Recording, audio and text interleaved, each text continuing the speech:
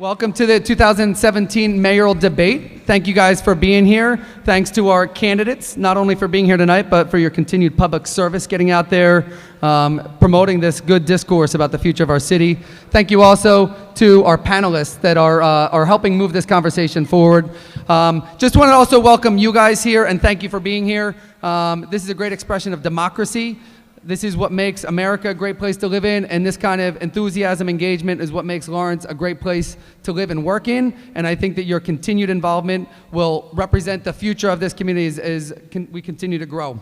A couple ground rules before we get started. We're gonna ask folks to not raise your signs. Obviously, raise your voices, clap when you like ideas, but we want to contribute to good ideas, not necessarily to loudest voices in the room. And so thank you for contributing to that discourse. If you can turn your cell phones on silent, that would be great, but don't turn them off because we want to hear from you throughout the debate. There are two different ways that you can pose questions to these candidates tonight. And we have a limited amount of time, so we won't necessarily be able to take all of them, but we're going to take about two of them. There are two ways. One, you can text 81010. That's the number. There's a lot of these pieces of paper going around. I'll say this again. That's the number, and at Mayoral D. That'll get you logged in under this app, and you can text your questions there. I'll say that again. Text this number, 81010, and the message at Mayoral D. This is an education software, so they're going to ask you if you're a student, a parent, or a teacher. You can choose whatever, but it'll just get you into the software. You can text your question there. You can also participate via Twitter. Our hashtag is Lawrence Debate. You can follow us on Twitter and you can contribute your questions there. They're going to get up to me and we're going to contribute 2 participant questions. As we get into this, I want to introduce our panelists that are going to help lead the night. Joanna DePena is the founder and executive director of Touch Not Scholars. Elsa Sanchez is the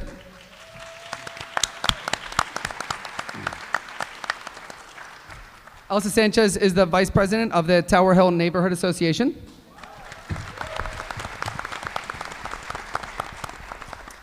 Noemi Custodio Laura is the vice president for the Lawrence campus of Northern Essex Community College.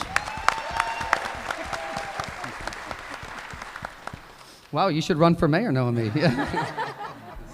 And Keith Eddings is a reporter for the Eagle Tribune, one of our sponsors here tonight. I should mention also that Northern Essex is another sponsor, and I'm here representing the Lawrence Partnership. We're a public-private partnership promoting economic development here in the city of Lawrence. We feel very strongly that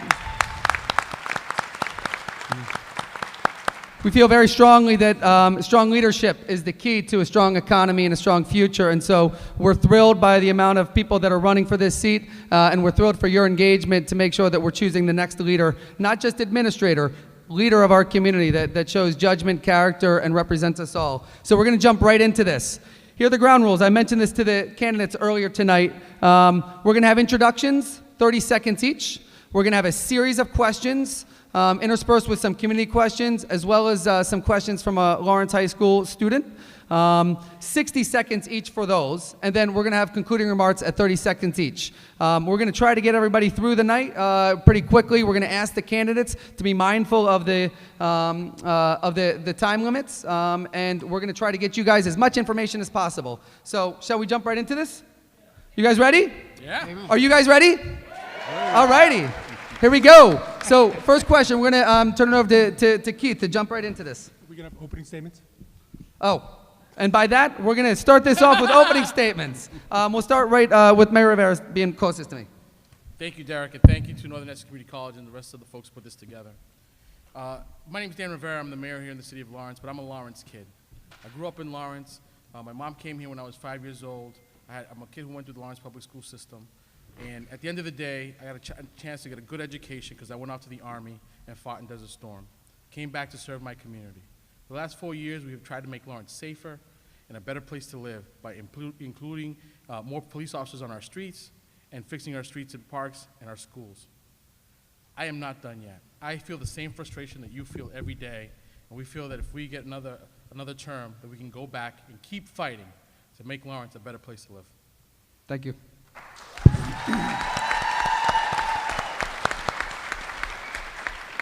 Mr. Maldonado. Never before has our city faced so many issues and concerns than the ones that we are facing today. And never before has this city needed someone with the strong leadership, the strong educational background, the strong supervisory experience, and the strong commitment to the community. I've been here 39 years or plus. I grew up in New York, Brooklyn, got educated in New York and also in Massachusetts with a master's in education. That's about 30 seconds, Mr. And Maldonado. I've been here serving the community for 39 years, and I'm looking forward to doing so as the next mayor. Thank you. Thank you.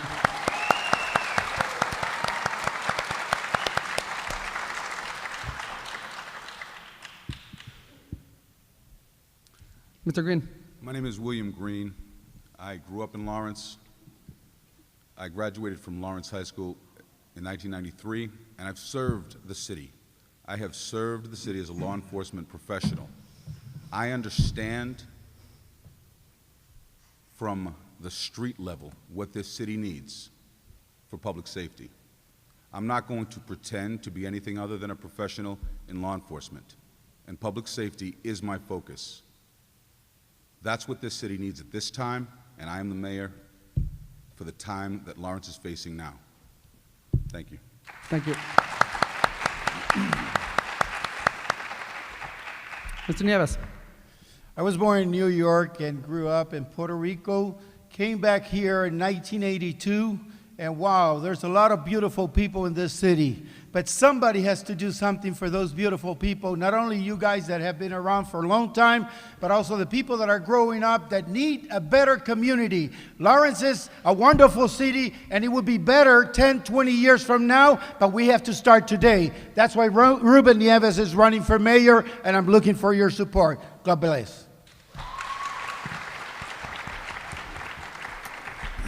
My name is Paul Mallett, and I'm running for mayor, and I'd love to hammer out some groundbreaking solutions for the city. I, unlike other candidates, didn't grow up in Lawrence. I grew up in Milton, Massachusetts, and coming here from a different town, I think it gives me better perspective that there are serious problems in this community. I think when you lived here all your life, you kind of think some of the issues that you're facing become the norm.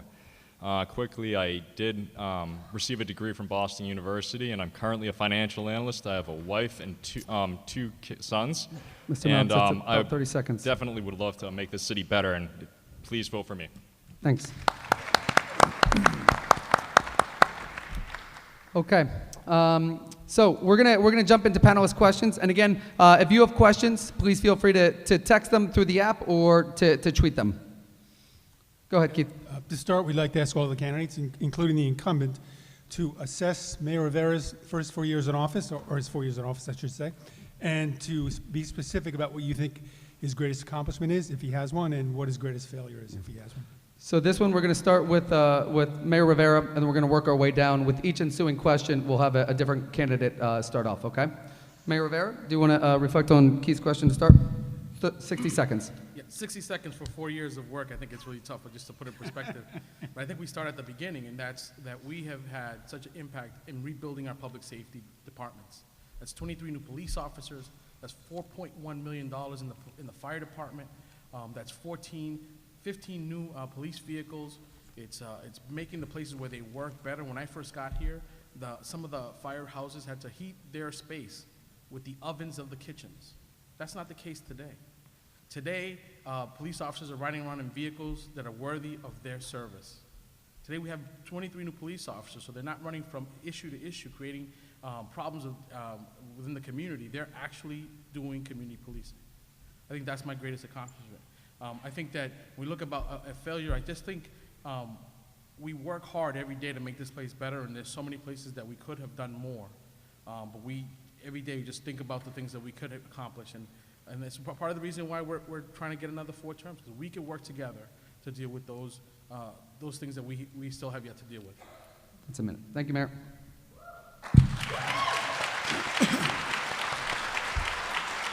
Mr. Maldonado, 60 seconds to you on the mayor's greatest There's no accomplishments. question that our system has failed the citizens of Lawrence. The increase in crime, violence, the gangs, the lack of involvement of the police department with the citizens of our city has made our citizens feel completely scared. They don't want to step out. They are afraid that they will be shot. They are afraid that they will be beat up. And obviously, unless we change the relationship of the police department with the citizens, the crime is going to continue increasing. The fear of our citizens is not going to go away, and that has to change. So I'm hoping that a new administration will review what we have, review our failures, review our future and what we need to do, and hopefully take the necessary action to correct the problems that we already have. Thank you. It's just over a minute.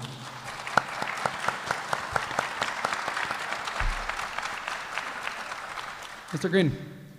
Okay, so the last 4 years, I think that's going to be impossible to find something that the Mayor Rivera, has not had a success at.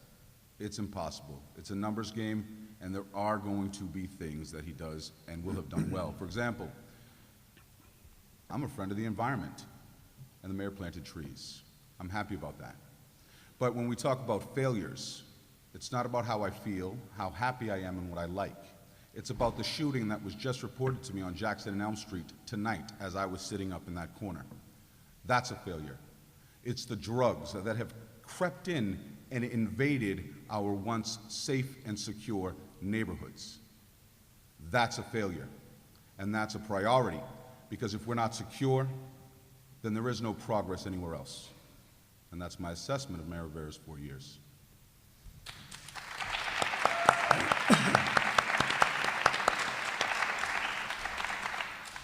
Mr. Nieves. I want to thank Mayor Rivera for the 4 years that he has given, because I always say that anybody that is willing to sacrifice family, friends, private life for even strangers she doesn't know deserve to be recognized for the service. And I think a lot of wonderful things have happened in the city of Lawrence through the years. However, the Bible says, where there's no vision, the people will perish. We need to have a different type of vision, not thinking about what's going to happen in the next 4 years, but long term, what's happening in the next 10, 20, 30, 40 years. Somebody has to start thinking about a legacy, doing something for those that are not even here today, but making Lawrence the greatest city that we can find. Not the statistics that is the lowest in whatever, or the crime, or all the things that we hear. No, it's time that we start celebrating that we have a place that we're comfortable living, enjoying, and working together. It's time for change in the city of Lawrence. Vote for Ruben Nieves. Mr. Mallett. Well, I think the statistics actually will outline pretty clearly what the greatest failure was. It's crime. In the prior administration, there were 23 homicides. In the current administration, there are 23 homicides.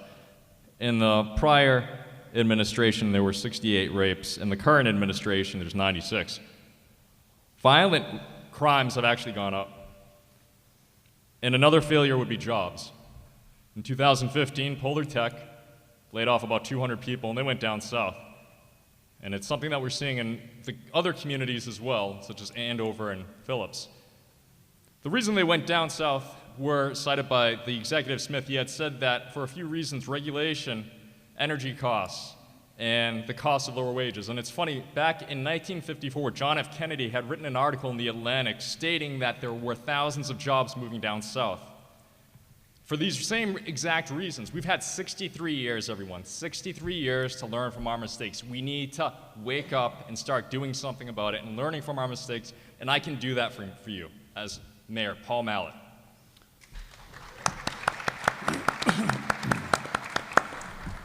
Thank you, and thanks everybody to keeping pretty close to that 1 minute timer. To give you guys a heads up, our good friend David Joyner from the Eagle Tribune is going to give you that when you have 10 seconds left. You see David?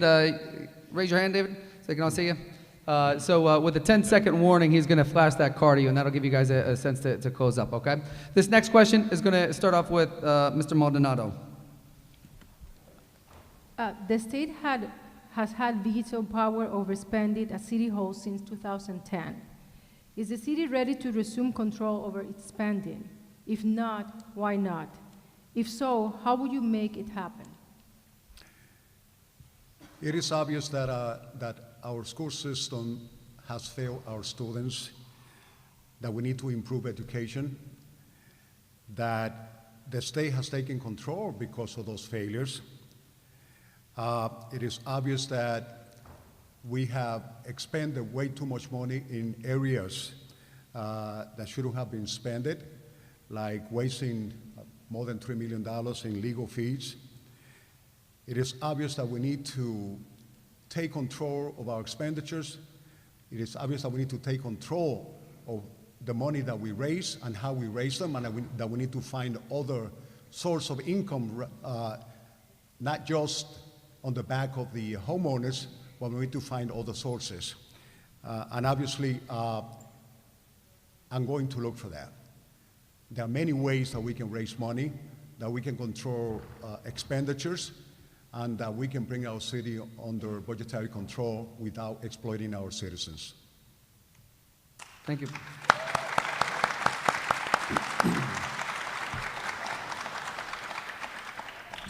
Mr. Green.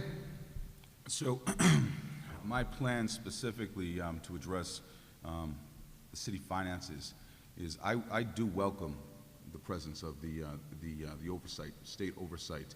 The reason is because, as I already stated, I am a law enforcement professional. I am not going to pretend to be a financial expert. I am not. But there's also another thing. I would like to explore transitioning so that Lawrence has more total exclusive control, but create some sort of structure that will remain after I'm out of office so that there's continued oversight. I think that the nature of politics lends itself to being conducive for corruption. And one of the things that I plan to do is not just look at my term, but what do I leave in terms of security for the people that are going to follow after me. And I'm not going to be able to do that on my own, and we're going to need the state assistance through that process. Thank you, Mr. Green. Mr. Nieves. Part of my background is I have a bachelor's in accounting and finance. I have an MBA, a graduate certificate in human resources, and I have been instructor in different colleges and universities through the years. I have been a practitioner of what is management and leadership. I became a preacher when I was 16, but I was also an office manager in an auto center when I was 17. Therefore, I have my entire life into what is management, leadership, accounting, finance, and all the things that we need in this city. However, I don't plan to do it alone. I think that the school committee, the city council, and the people, you ladies and gentlemen that are there and that are not here, those of you have to participate. We need to make Lawrence great, but a mastermind is what does it, not one brain. Doesn't matter how smart it is. It takes a whole village. It takes a whole community. It takes all of us working together and not fighting each other. It's time to change Lawrence. That's why Ruben Nieves is finally running for mayor of the city. Mr. Mallet. As far as dealing with finances, I think it's just to use common sense. Right now, the city is being threatened to lose federal funding because it's a sanctuary city. I, as a mayor, would no longer allow this to be a sanctuary city, to preserve the federal funding. The thing is, there are a lot of hardworking people and a lot of hardworking immigrants, including my wife and her family, that had to go through the proper procedures. And I just don't think that it's fair that there are hardworking immigrants who have to go through those procedures that really were put into place to protect everyone, immigrant or non-immigrant, in this community. Because 9/11 did happen, and we have to be realistic about this and understand it. It's something that we have to do. So federal funding, I would just use common sense and follow the rules. And another thing is just listen to what the people need and provide them what they need in the amounts that they need. You know, just to use common sense would be the big thing.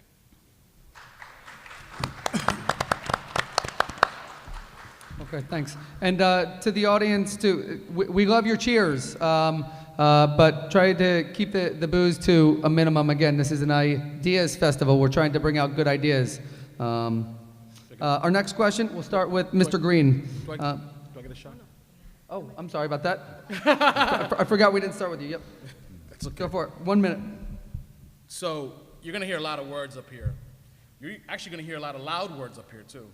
And I think that what's important about leadership is not just what you can say, is what you do. And so, yeah, I am ready to take back the financial control of our city, and I think they should let us do that. You know why? Because when Willie Lantigua borrowed money, created corruption in our government, when he wasted time and energy and efforts and made us the laughingstock of the Commonwealth, I was the chair of the Budget and Finance Committee. We found money to put police officers back on the street and to put firefighters back on the street. We did that despite the noise coming from the corner office. In the time I've been mayor, we've had 2 increases in our bond authorization because they have trust in the mayor's office. We've had the first capital improvement plan in a generation. Can you believe we had not had a capital improvement plan in a generation, planning to pay for sidewalks and trees? And lastly, you know, again, the leadership piece is important. Anybody can point out the problems. They're easy to do, especially when you've grown up here. You know what the problems are. The question is, how do you resolve them? And I've been spending 4 years doing that.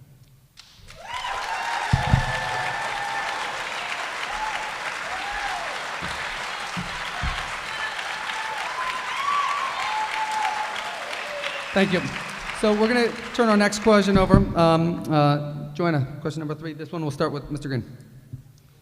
The state has had total control over the city's public schools since 2011. Receiver Jeff Riley's contract to run the schools for the state expires in 2018.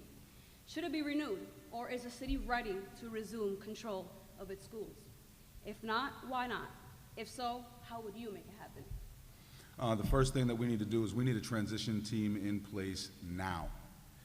2018 is when? So we need a transition team in place, developing a transition plan so that Lawrence can take control of their school systems. It is our responsibility to provide culturally relevant, holistic education to the kids that live in our city. We cannot do that when we have a state receiver overseeing our public schools that is detached in every sense of the way, to the point where I don't even know if there's an existence of a transition plan or a short list of members for that transition team. That's alarming. I don't want to see another extension to the contract. It may be unavoidable, but the team needs to be in place and a plan needs to be worked on yesterday.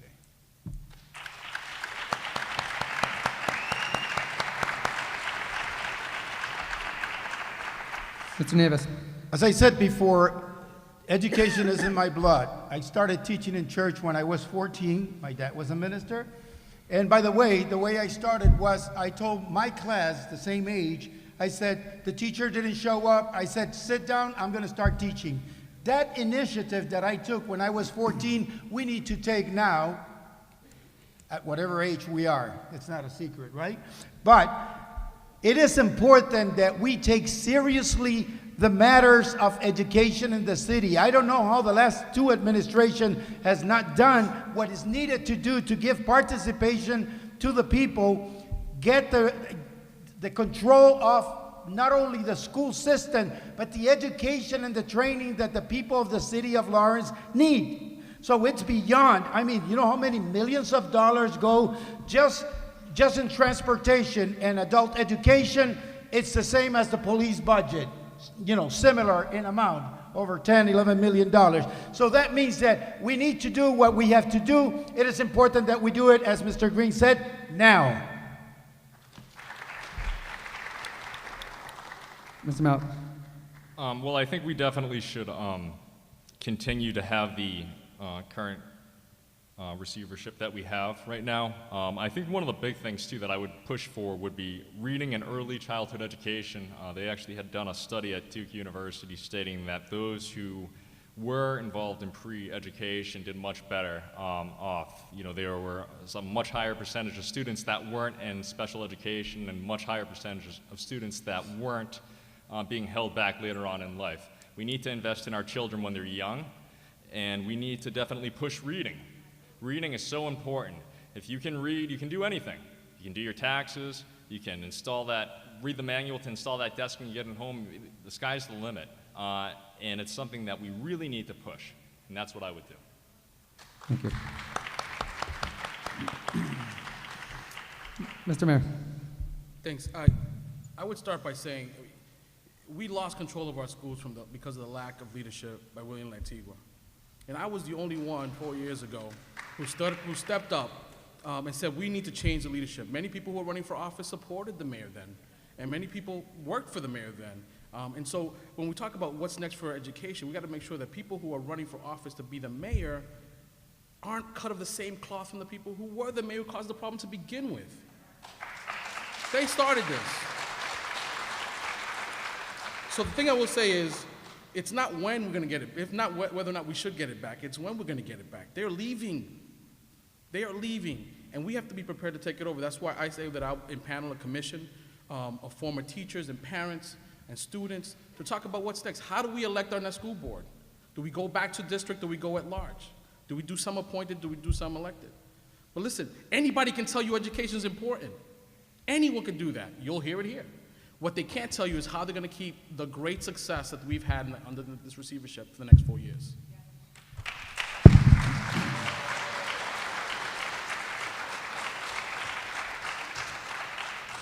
Mr. Maldonado. We want to make people believe that these elections are about Lantigua and the mayor. This election is not about them. It's about us, our city. It is about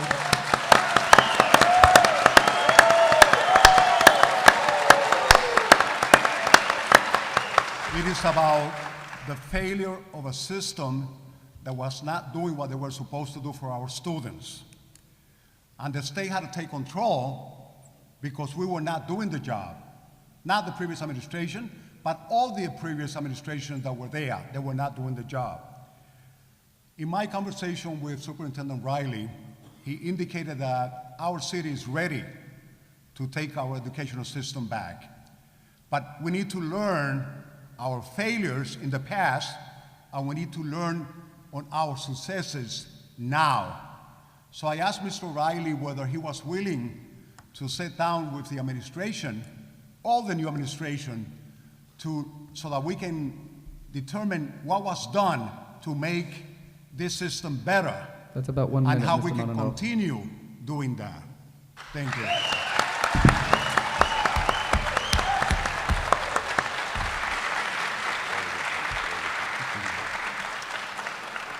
We're going to hear one more question from the panelists before we bring up a Lawrence High student to ask a question of the room. The city now has a capital budget from the past decade. What is your opinion of the priorities set forth in the document, and what do you think is the city's greatest infrastructure need? Since that's with you, Mr. Nieves. Cities have what it's called, and it's a fund accounting, so it's an accounting that should balance, and there's an operational and then capital expenditures. Those should be planned ahead of time, looking especially at the safety and security of the people that are here, to education and those needs that are imminent that we take care of. We all know our priorities and the complaints, why people are upset out there.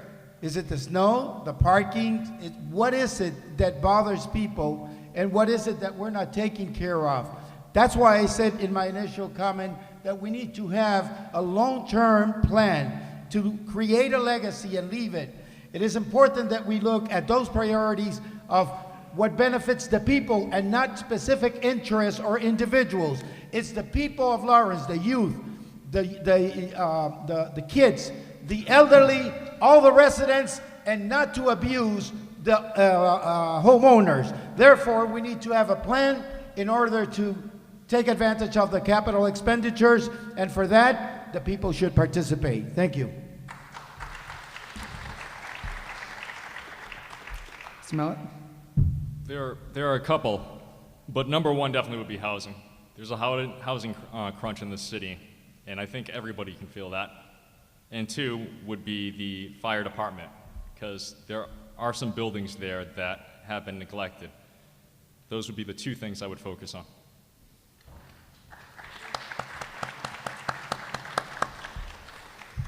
Mr. Mayor, a minute to you. I take personal pride in the capital improvement plan. I think it reflects the needs of the city. Schools, 2 brand new schools online to be designed and built. Brand new boilers we had the old high school boiler system was an 8-boiler system, and they had cannibalized it down to the last boiler. And today we have a brand new boiler in Lawrence High School that holds so many students. The police department, another place where we spend a lot of capital improvement dollars. There are times that the communication systems for the police department goes down. They have to call back all the police officers. That's going to change after this year's capital improvement. The fire department, $4.1 million into the capital improvement plan that went to 3 brand new trucks. We've done that. We know what the priorities are. And how about our library? For the first time in 15 years, you can go to the library in the summertime and you're not going to worry about passing out from heat exhaustion.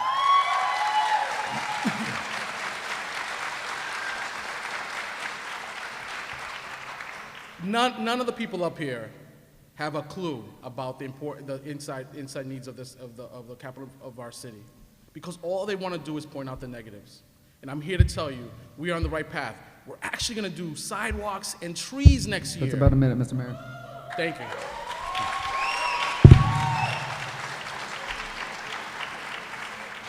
Mr. Maldonado, a minute. As an architect, nobody understands better than me what the needs are of capital improvement. Nobody understands better the fact that our water system failed, and most of you received letters that we were drinking water with lead, and that we were told not to boil the water because it would be dangerous to our health and the health of our children. But let me tell you something. What is the use of improving structure? What is the use of improving buildings? What is the use of improving streets when the safety of our people is in jeopardy? When there are people that are unemployed and cannot make ends meet, when there is mismanagement of our resources, financial resources. So why are we talking about buildings and streets when people are afraid to walk on the streets? Why?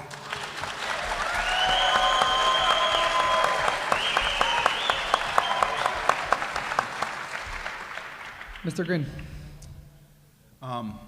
The capital improvement plan goes out to, what, 2021, next 4 years? When I reviewed it, I didn't see a police department on there. We need a new building. One of the questions that comes up as we engage in conversations for a new police department is this: where's the money going to come from? That's always a question. Well, guess what, folks? William Green is a Republican. Who holds all the cards right now? Who has all the chips? Think about it. Politics is a sophisticated street hustle. I've been a cop, right? You think that we're going to get shown love from the federal government by running to Washington with a lawsuit? Or are we going to find a way to work it out, have a conversation, say, this is who we are Lawrence, and this is what we want, this is what we like, and this is how we want to live, freely. That's the solution and the path that I'd like to take. I want a new police station, and nobody's going to tell me no until they do tell me no, and that's going to be in Washington. Vote for William Green, folks.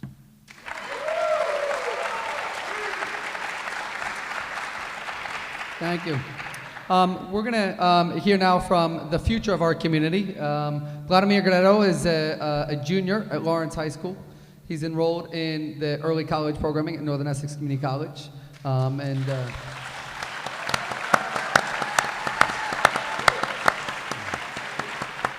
He's the kind of person we're all up here working for. So Vladimir's going to ask a couple questions, one now and one in a little bit. So go for it. My first question is, Well, okay, so 28.4% of people in Lawrence live below the poverty rate, compared to 11.6% in the rest of Massachusetts. What plan do you guys have to change this? Do you want to say it again a little bit more into the mic, Vladimir? 24.4% of people in Lawrence live below the poverty rate, compared to 11.6% in the rest of Massachusetts. What plan do you guys have for changing this?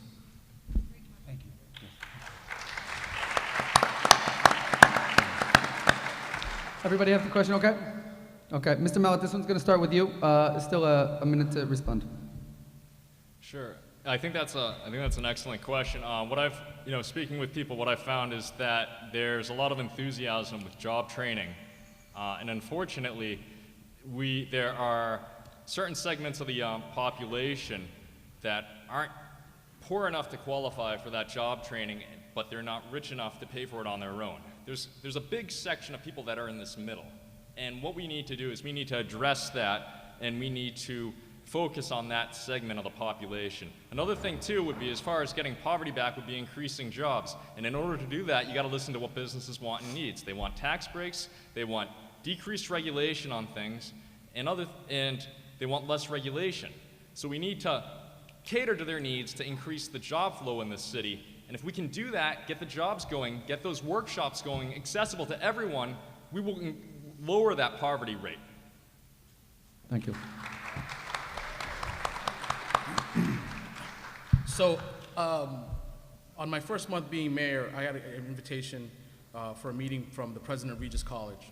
She said she wanted to come to Lawrence and have a conversation with me about how we can expand Regis College in Lawrence, bring nursing programs and other health programs to the city. And I thought she was just talking about like a satellite thing and we're just gonna have a couple people.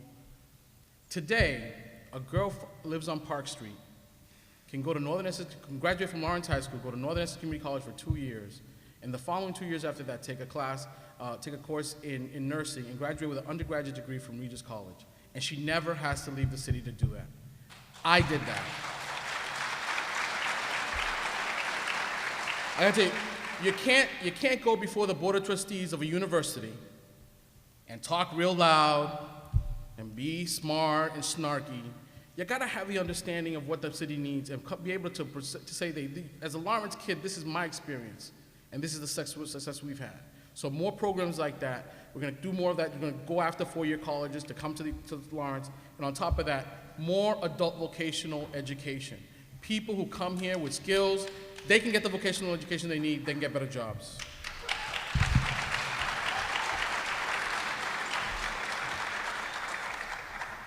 Mr. Maldonado. The job market is changing. That is obvious that people are losing jobs by the thousand because they are not prepared. A few years back, the Greater Lawrence Technical School used to offer retraining in the evening for adults. People who lost their jobs because they didn't have the right skills. We need to get that back in track. I understand that Northern Essex and other colleges are trying to catch up on that, and that they are creating programs that are going to help our people who are losing their jobs.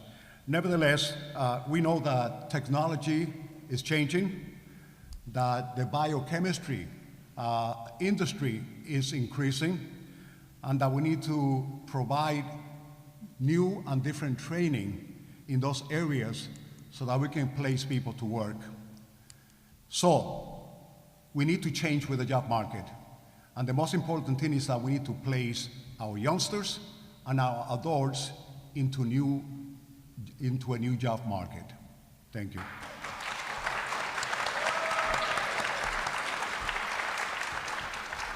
Mr. Green? Okay, so first, I forget your name, but— Vladimir. I'm sorry? Vladimir. Vladimir.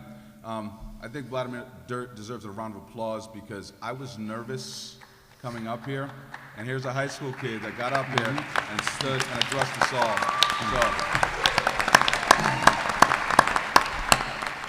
Mr. Green, you can start your minute over after that. Thank you for that. I was a little nervous. No matter how many times you do it, you never get used to it. The question was about poverty. First, we need to understand poverty. What are the factors that come in that contribute to why we have such a high poverty rate? First of all, language. I'm going to start with language. How many people in this room know someone who does not speak fluent English? Okay. How many people know someone in this room that does not have papers? Anyone? Yeah, me too. So the thing is when you factor those elements into the poverty equation, it throws everything off. What we need to do is we need to give people opportunity. And I'm going to tell you, we need, you know what, in schools, and this is really how I'm going to approach it, okay? We need to show our kids and teach them, don't make fun of your parents when they're struggling with English. Learn together as families, and don't anyone tell me it doesn't happen, because it does. We need to build up the confidence and promote opportunity from within, and that's my approach.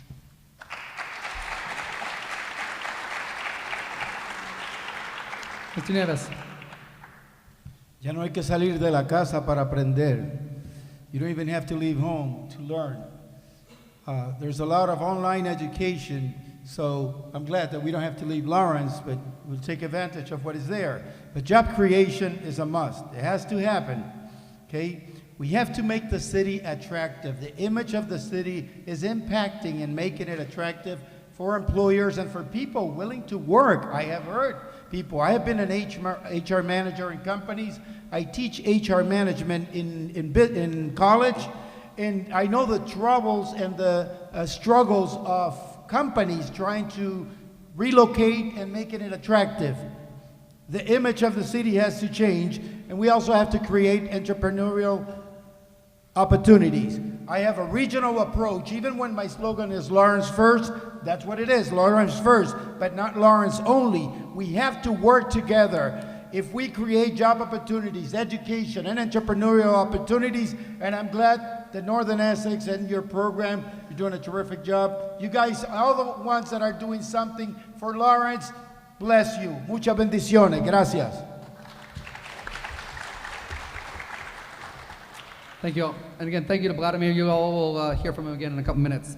We're going to turn this back to the panelists. Keith's going to start with another question. This will start with Mayor Rivera.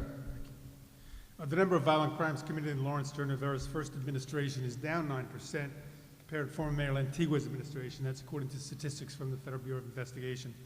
Crimes against property are down 32%. But the city's overall crime rate, and its crimes per 100,000 people, remains relatively high. In recent year, the last year for which statistics were available, the FBI's reported that the city's violent crime rate remained at nearly 3 times the statewide rate. And it said the rate of crimes against property in Lawrence was about 1.5 times the rate for the state. What would you do to lower it? What is your crime fighting plan? It's a big question. You guys catch it at all, or do you want to hear it again? I'm ready. Okay. Jump into it, Mr. Rivera. So, I consider myself a wartime mayor. Never before, since the crack epidemic, has there been this big of a heroin crisis, a drug crisis in our community. People are going to talk to you like they are subject matter experts, like they understand how it is to fight and be successful at crime in our streets. The reality is that what we fight every day, sometimes double-digit arrests on drug use and drug dealing. That's not counting the everyday arrests and drug dealings. The stuff that they're going to talk to you and criticize me about is the symptom of the heroin epidemic that we haven't seen. It's even bigger than the crack epidemic. So yeah, I've been a wartime mayor. And thank God, because I was a veteran of the Desert Storm, and I know how to fight during war. But we're not going to be successful with these problems until we have more help from above, state and federal government. But I will tell you, property crimes in people's homes, property crimes are down. And yeah, it matters to talk about the buildings. You got to be able to chew gum and walk at the same time. Because if we don't do the little things, the crime will take over our city. And we're doing both, and we're doing both successfully. And it's important to have more police on the street, which, by the way, we did 23 in 4 years. An amazing That's about feat. 1 minute. And a diverse force at that. Thank you.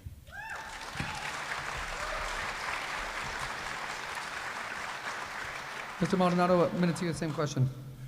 Numbers doesn't tell the truth about the reality of what is going on in our city. When we found the body of Paulino by the river, that shock really shocked everyone in the city. The homeless, the needles that we find in the parks, the drug transactions that we see on a daily basis in our neighborhoods, that is the real image of our city. And the shame of the whole thing is that we have allowed that to run out of control. To say that we have done everything that we could have done is not true. To say that we have extended communication between the police department and our citizens to work together and fight the crime that we are facing, that is not taking place. That is not taking place.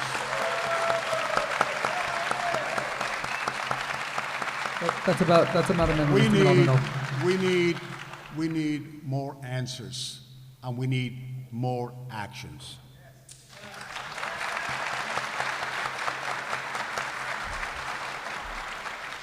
Mr. Green, 1 minute to you. All right, so wartime mayor? No, he's been a mayor during wartime. I've been the one that's calling this war. I've been the one that's signaling and saying it's coming, and I've been doing it for years. That's not a joke. 500 arrests. I interrupted a homicide in progress and saved someone.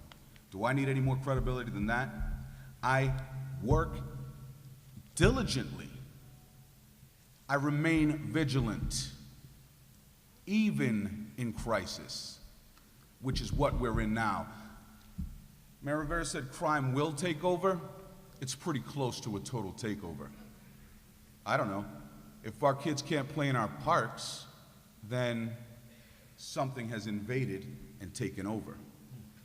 So if you're looking for someone who understands that the UCRs are a limited set of numbers that get reported to the FBI, and that there is a broader set of data that we can look at, because if you contact Lieutenant Razzo and Lieutenant Mangan from the Lawrence Police Department, they'll tell you how well I know that system, Mr. Mayor.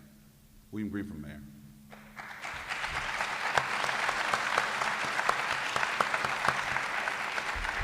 Mr. Nieves.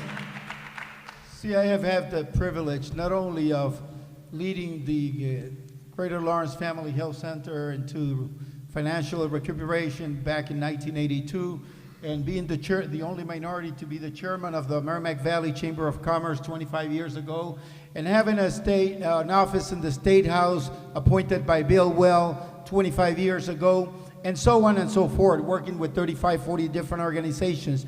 But the privilege is not the titles or being there, is the fact that I have been able to interact with people, even as a psychotherapist at the psychological center, talking to the people and finding out why is it that they have the problems that they have with substances? Why is it that the behavior is happening? And what we know is definitely more than statistics, we have a reality. The problem is not what happened with one incident or the other. It's that those are signaling trends that we are not taking control of. And we must do that now. So it's time for change now.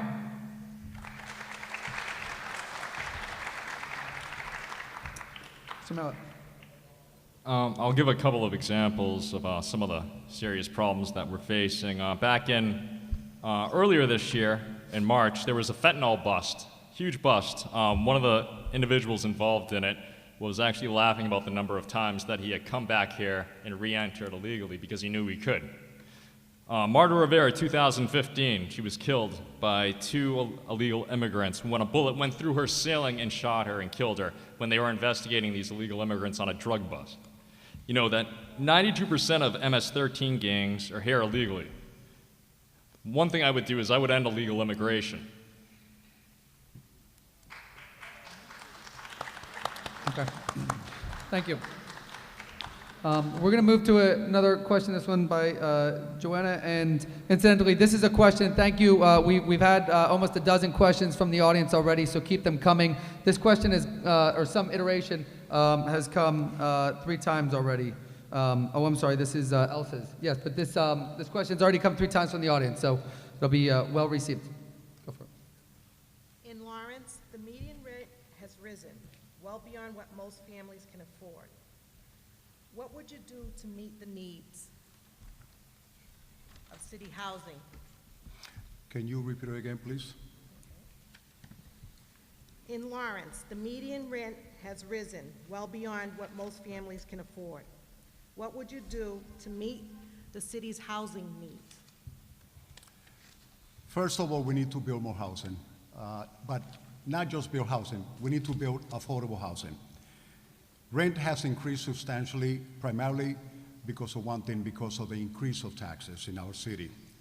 A lot of people are saying that we are not paying our fair share of taxes, and they try to compare us with Andover, and North Andover and Methuen, when the average income of people in Lawrence is about $38,000 versus $80,000 or $75,000 in other cities and towns. We need to find other means of income to the city that doesn't have to rely on the back of the property owners, so that the rent cannot keep increasing. We are pushing people out of their own apartments because they cannot afford to pay the rent. And we cannot continue allowing that. So we need to find other sources that is going to allow our city to reduce taxes, get other sources of income, and at the same time ask the landlords to reduce their rent so that people can live decently in a city that has given them an open door.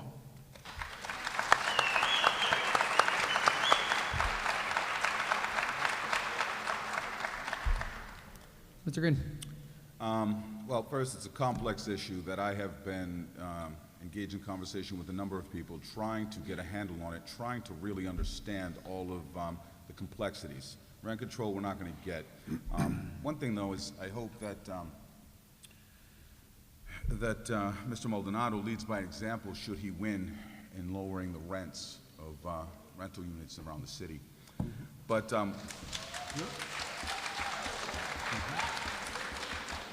one of the things that I was exploring was a tax, but a tax only on strictly investment rental property. Anyone that owns property in Lawrence, that lives in Lawrence, would be exempt. Anyone that is an owner-occupied, obviously, rental property would be exempt. But the predatory real estate investors that are coming in because they know they can jack up the rents and there's really no accountability, I'm going to be at the gate and I'm going to protect our interests. About 1 minute. Thank you.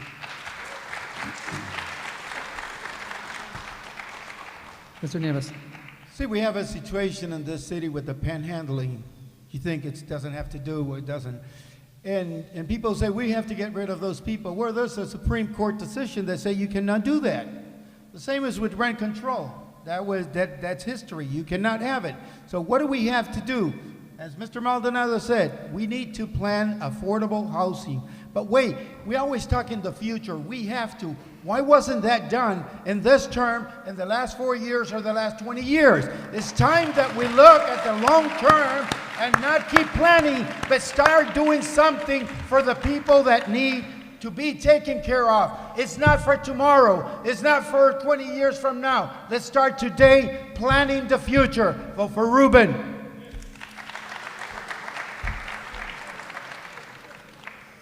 Mr. Mallet. You know, a lot of people talk about looking for ways to improve affordable, lower the rent in this city. But there's another darker side of this city. There are a lot of people in this city who don't even have an apartment, that are on the streets. There's only one shelter in this community. And unfortunately, the supply doesn't meet the demand. So as a mayor, I definitely would build another shelter. I know we had recently kicked them out of Tent City.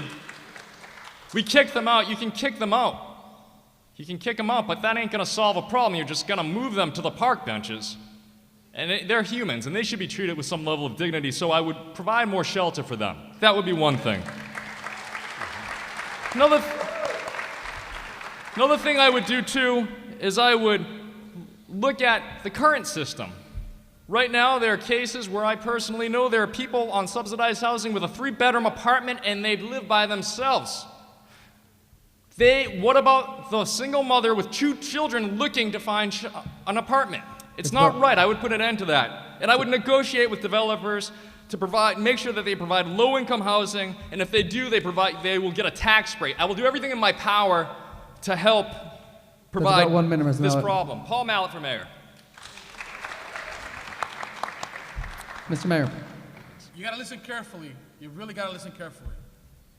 Melissa wants us to ask nicely to lower the rent. Paul wants to put new homeless shelters in our community. I'm telling you what's happening today. 900 new units of housing are happening today. By the end of 2019, they're all gonna be built. We're gonna have half of them gonna be affordable in nature.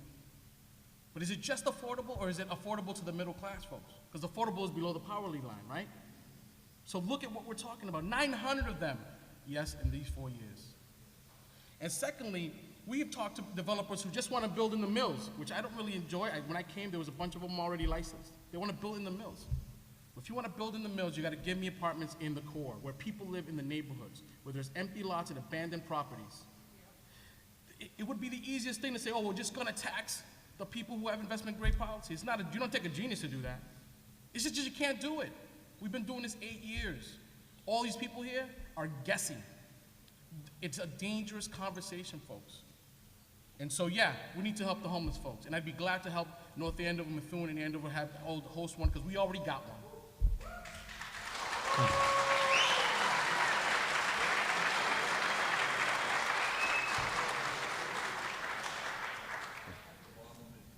Next question from the panel. To ensure the continuation of the decision-making that resulted in the successful tenure of the current high school and central office administrators, what are your specific plans to recruit and retain qualified professionals in education with an eye to our local talent committed to Lawrence? Mr. Green. This is me? Okay. We're in receivership still, right? So as the school committee chairman, I would again move for the transition team. No more receivership, because I seem to remember that there's some sort of vague standard by which teachers and educators are evaluated in the school system right now. So they can be terminated basically for no reason. We don't like you. That's a problem. And until that gets addressed, I don't even think that I can competently or in good faith even make an attempt at this question.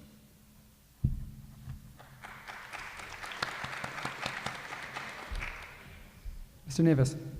I think it's disrespectful to say that the rest of us are guessing, maybe because we haven't had the position of mayor yet.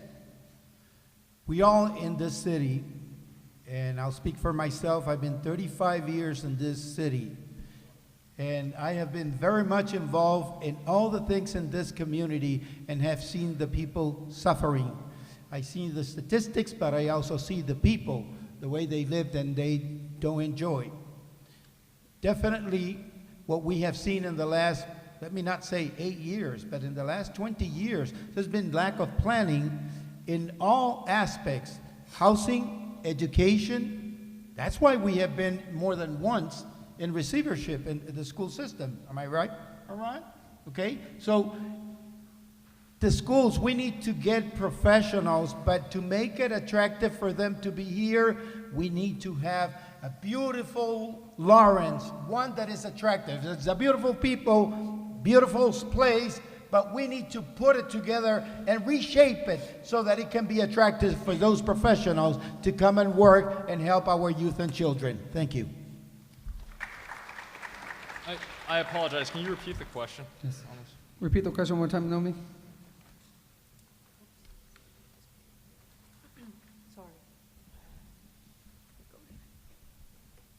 To ensure the continuation of the decision-making that resulted in the successful tenure of the current high school and central office administrator, what are your specific plans to recruit and retain qualified professionals in education with an eye towards local talent committed to Lawrence? I would say provide them with a focus on providing them with a safe community, a welcoming community, and a community where there's job growth.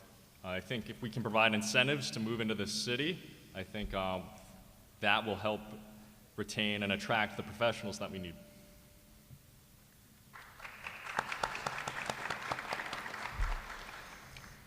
Mr. Mayor, minute two. I'm proud to say that I was endorsed by the teachers union here in the city of Lawrence. And I think it's because they see the leadership that I bring to it. I think you could put some money towards first-time home buyer programs to make sure that they could stay. And you got to pay them more. You just got to pay them more. Teachers are working more in Lawrence than they ever have before, and they should be paid in the manner they should be. But I'm going to stop there on that answer because I got to go back to the rent. I got to go back to this piece and just say, we put a proposal on the table. Let us go into your apartments and inspect them every 3 years. You just got to register your apartment. And if you do that, I'm going to hold your taxes steady. Even though people say that rents are high because taxes are high, that's absolutely not true. But you know what? As City Council President, Councilor Maldonado, he just no. We don't want you to inspect people's apartments every 3 years. Just make sure that the plugs are correctly put in, that the windows are correctly put in, that the porches are correctly put in.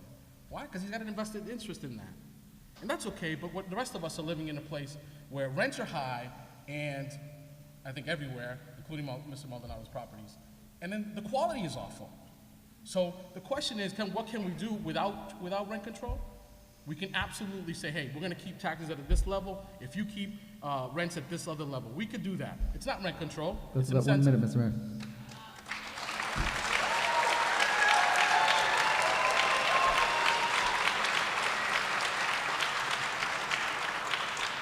Mr. Maldonado, 1 minute.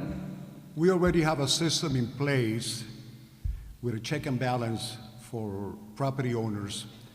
They have to apply for a permit for an occupancy permit that makes sure that the apartments meet the required standards.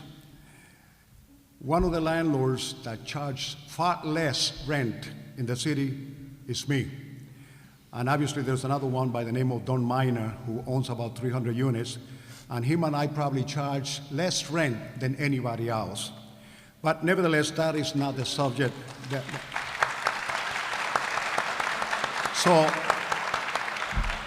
I do live by example. When I charge $950 for a 2-bedroom apartment with heat included, that is a damn good rent. But the fact of the matter is that we have to create a middle class in our city and entice them to come in, not on the back of the pool. We have to create a balance. We cannot push the poor people out at the expense of the middle class. Simple. That's about 1 minute.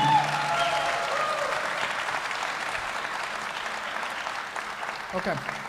One more question from the panel, and then we'll transition to Vladimir again.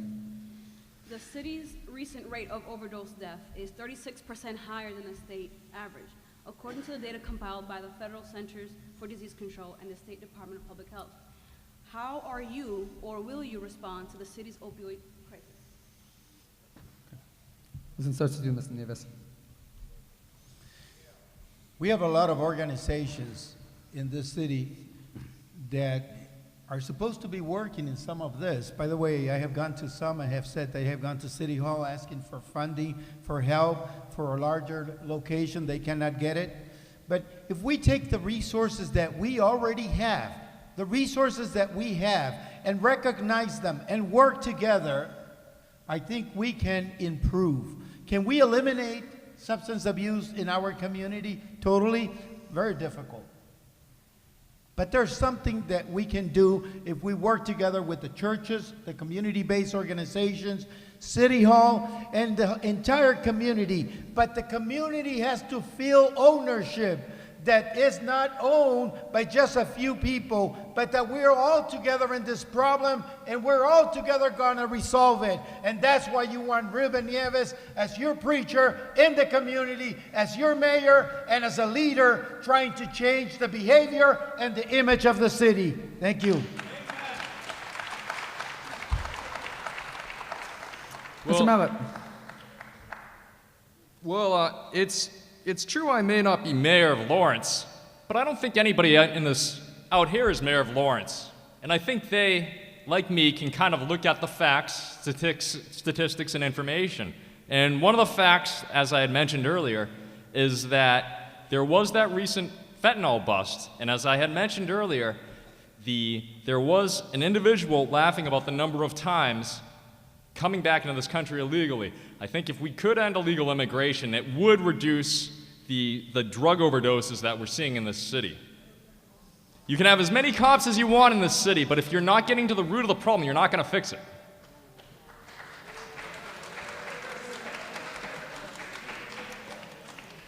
Mr. Mayor? Yeah, so again, I think that this is a very serious matter, and we can't be guessing. We just can't afford to be guessing. We are fighting the supply side of the opioid crisis hand and foot every day. They're doing everything they can, like saying double-digit arrests sometimes. We're doing that every day. We couldn't do it if we didn't have more police officers. But we need the federal government, the state government to put money into treatment. Treatment is the answer for this. You can see the kids that are on these corners, the people on these corners, they're not from our community. They're from other communities. So the state and the federal government, the state and the federal government has to play the same role they played during the crack epidemic. They have to provide treatment. I think you should make it mandatory. You steal, you go to jail, you go to welfare, you got to work. If you get busted buying drugs, you got to go away 6 months. Treatment, not jail. Treatment, forced treatment. And I will tell you, I will never give a job that can go to a family in Lawrence to a person who is homeless, because we have plenty of families that need those jobs. And I'm not going to take money from education for people who can't speak English, but English is a second language, to give it money to people who are in those hard times. That's the role of the federal and state government. I'm going to do first-time home buyers program. I'm going to do education for people who speak Spanish and need to learn English. And I'm going to do the stuff for us, the people who are struggling in the middle class. The state and the federal government need to do that job.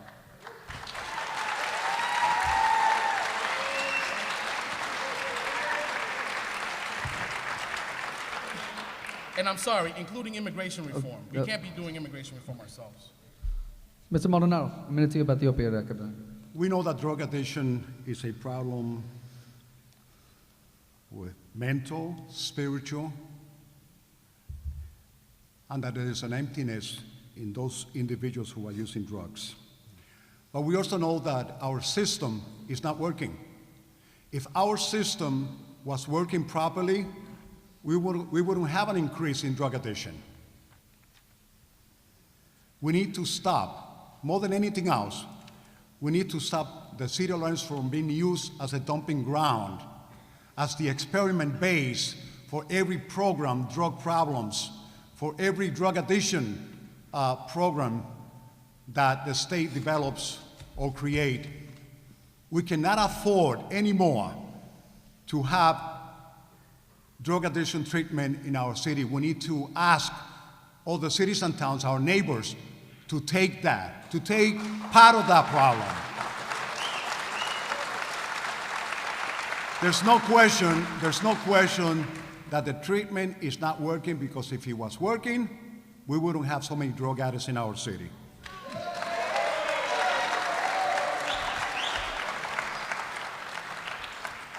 Mr. Green. Okay, so how are we going to address this? Education first. We're going to start with the kids. We're going to just pump up DARE. We're going to utilize some of the community resources that we already have in the schools doing that education, prevention. That's where we're going to start. Then we're going to do enforcement, right? I don't want to see double-digit arrests, because you know what that tells me? That's a problem. That means people aren't learning and responding to the enforcement. Yeah, we go to jail, we're right back out there, or somebody else is. Treatment detox, yep, we need to do that, but we need something else. We need some sort of long-term rehabilitation to reintegrate people that have been living horribly, slowly committing suicide for a very long time. Some of the people that were out there when I was a rookie, and you don't know their names. So how am I going to fight it? I'll tell you one thing, unlike the mayor, I'm not going to chase a car from West Lawrence all the way over to East Lawrence, only to cause 3 people to be arrested for an empty bag of heroin. Yeah, I said it. We can get the report and look at it. And he refused to be named as a witness. So yeah, I know what needs to be done, and I don't want to see anybody taking baths about a in minute, Mr. Away Green. and Blue Label.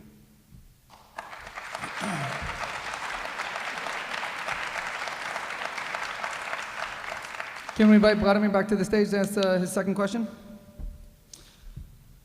Also, after this, we're going to do a community question. Like I said, lots of them coming in. Keep them coming. We're aggregating similar questions. So we'll ask one now, we'll ask another one later, and if time permits, we can get more in. Vladimir. My second question is, what plans do you have to attract young professionals who grew up in Lawrence and went to college to come back and work in the city? Did you get that question? Plans to, you got it? Okay. Starts with you, Well, Mr. Miller. being a young professional myself, I think one of the greatest things about this city is the opportunity to own property. You can't find property at the rates that you can find them in this city, and I think that's one of the best things about this city. It makes it accessible for Americans to, buy a house. And I think we need to market that. And we need to market also the community as well. It's a good community. I think we have a lot of hardworking individuals here and a lot of good individuals. I've lived here for 13 years, and I've had, fortunately, a good experience on the whole. And we need to market the positives.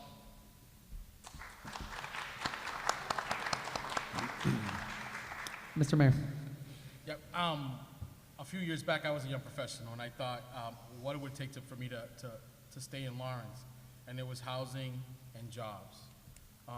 It's a great place to live if you grew up here, and you like to spend your weekends and your summers here, Semana Pana, the Feast of the Three Saints, all these things that are great about our community. But if you can't find a place to live, and you can't find a job, or you got to commute 2 hours to a job, it's a problem. So we've been focusing on regional economic development, making sure that jobs come not only to Lawrence, but everywhere it can come to near Lawrence, so folks can have a place to live. And yeah, we're doing housing too. And not just housing for people who live below the poverty line. You gotta make affordable housing for folks who are making middle class wages. And we're doing that. Every day, we figure out how can we keep Lawrence kids in Lawrence, because they're our biggest resources. I tell you, we fight with developers all the time to make sure that you're not just doing low-income housing for people underneath the poverty line, but you're doing stuff that can reach kids who came from college, who have a huge college debt, and want to stay in our community and make a difference. I had that experience. I know how to replicate it. No one else here has that experience.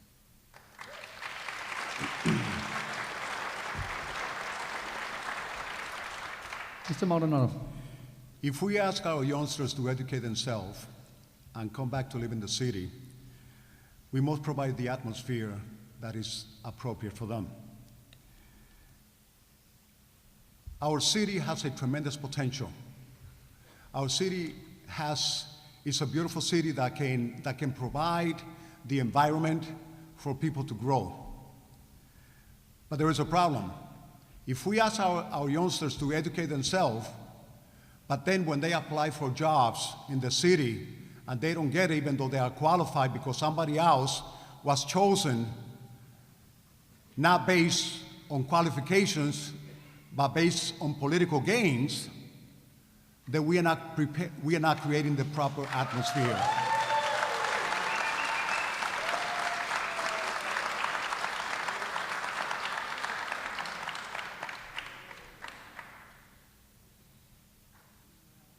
Thank you. Mr. Green. So the first question I have is well, you know what? I don't even have any idea. I don't. Because I haven't had too many conversations with too many young professionals that are interested in moving into Lawrence. And can you really blame them? I'm running because I'm not satisfied with the conditions in this city, right? My campaign has been pretty much one-dimensional. You're not going to attract young professionals or retain the young professionals that we have here in this building, as well as in the other schools that we have in the city. Why? What do they value? You want to invest in a property, come home, find your property the same way that you left it, send your children to the park in safety and security. Look, we can dream all we want. I'll build a team and let them dream. My first priority is set that foundation so someone else can pick up and build on it, a secure, strong foundation for our future.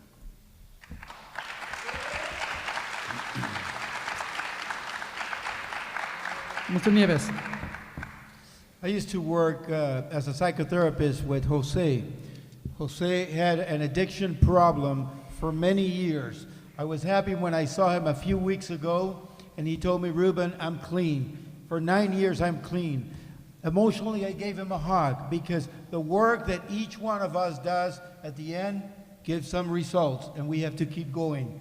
E for All is a program where I was a mentor, and I have seen, I was happy when this girl told me, I'm already billing $5,000 a month. That is success. Socrates de la Cruz, the Boys Club Boy of the Year, it's an attorney practicing.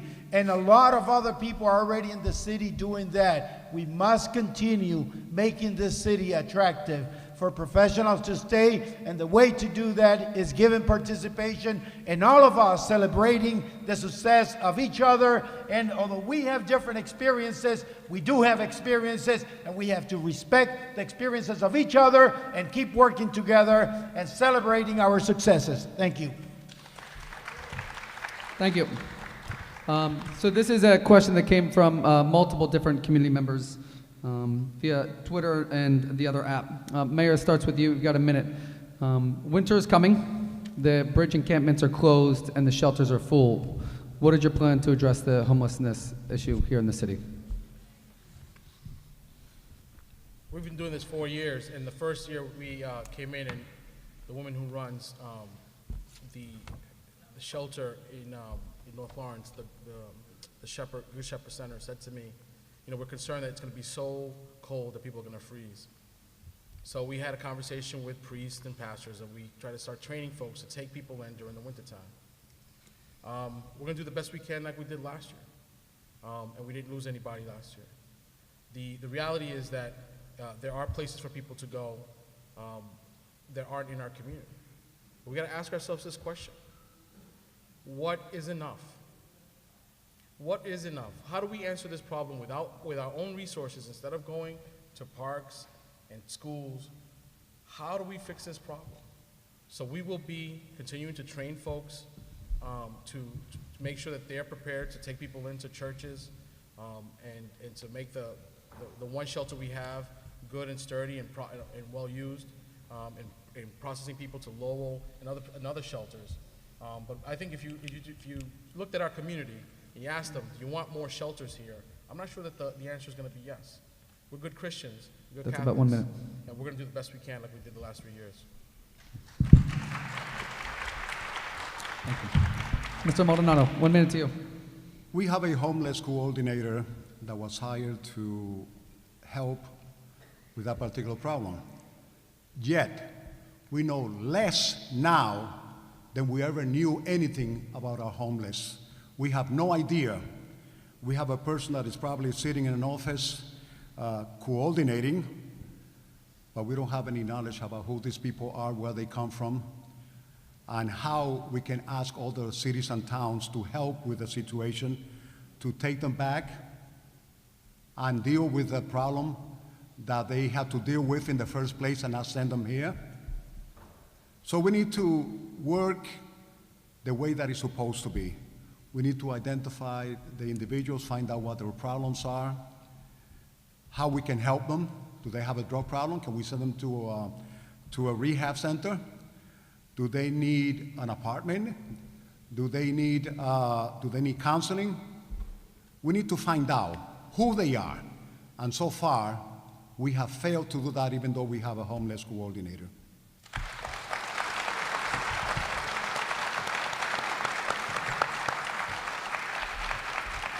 Mr. Green. So one thing that I think that it's important to remember is that each candidate has different skill sets and different levels of expertise in different areas. And I'm definitely going to be playing catch up in some areas. But this single most important area, everybody up here is playing catch up to me. I do not need to ask them what their problems are. I've already engaged them. I've done it for 12 years. I know who the true homeless people are that are down on hard times. I know who those caught in addiction are. I know that we've got some addicts that are predatory that are down there taking advantage of the other ones that are caught in addiction. I know what the problem is. I know how to fight it.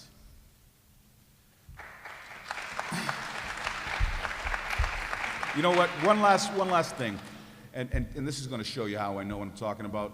New England has this phenomenon. It's called New England weather. Anybody hear of that? And the homeless people know very well what winter smells like. And you're going to watch our numbers get cut more than in half.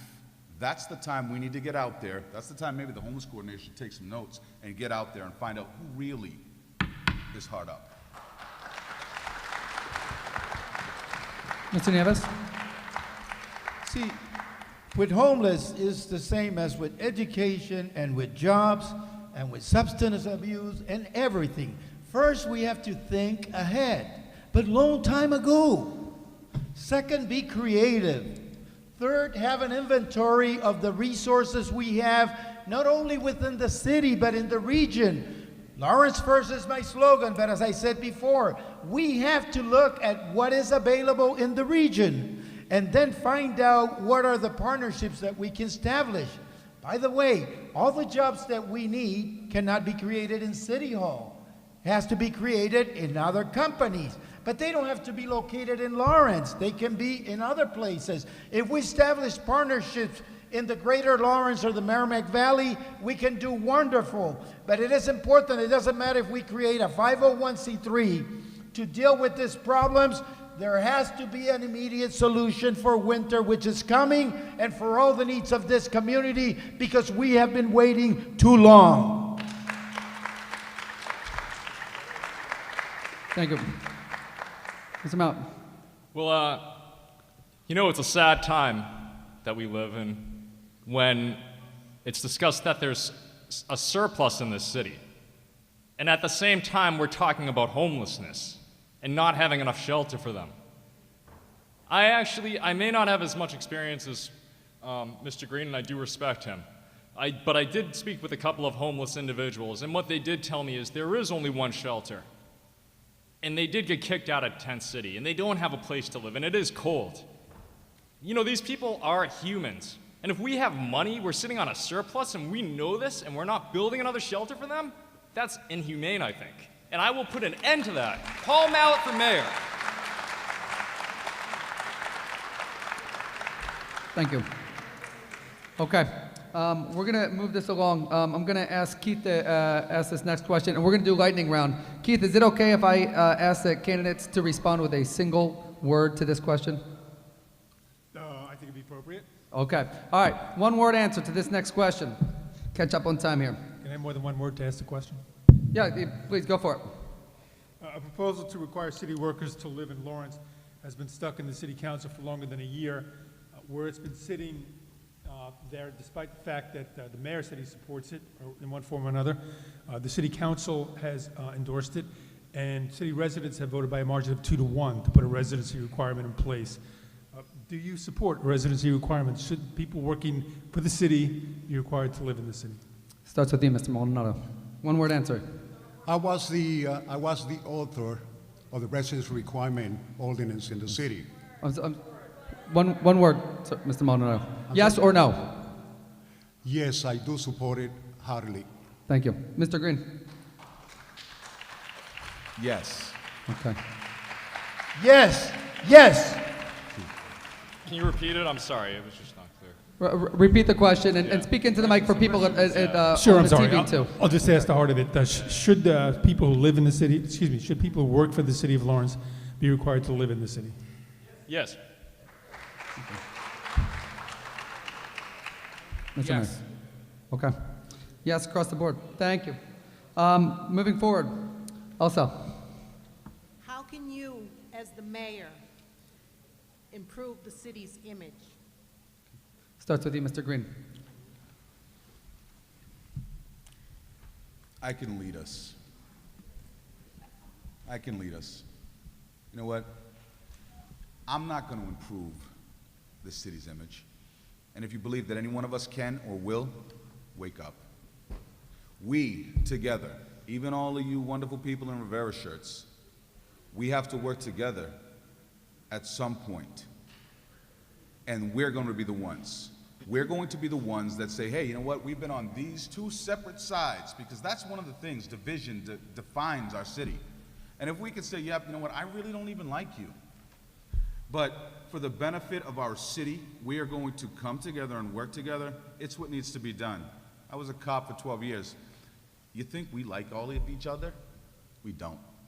But I'll tell you what, I got sprayed in the face with some pepper spray, and one of the guys that absolutely disagrees passionately with me was part of a wall defending me and another guy that also got sprayed, because that's our character, and that's what I bring to this. It's never personal, it's always business.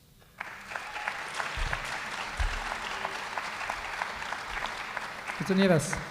The image of the city has two perspectives, two aspects. One is how do we see ourselves, and the other is how people see us. The media has taken care of promoting Lawrence as trouble, teenage pregnancy, car theft, and for the last 30, 40 years. It's time that we start doing what we have to do, but City Hall has a responsibility. When we look at how can we improve our image, we have to mirror ourselves with other communities and see what they are doing to improve the image and what can we do. I have to tell you that when you give participation to the people and they don't feel strangers, for example, I would open City Hall one day a week, no tie for the mayor, okay, so that the people will feel part of City Hall and come in and participate when City Hall is yours. And the city is yours, the city image is going to change. Mr. Melton. Well, I think when people think of the city, a couple things go through their mind. One of them being fires. Unfortunately, the fire department, we didn't renew the contract with the union. And there are a lot of things that they want, which aren't that unreasonable. One of the things that they want is just to have a building which, you know, meets some basic inspection levels.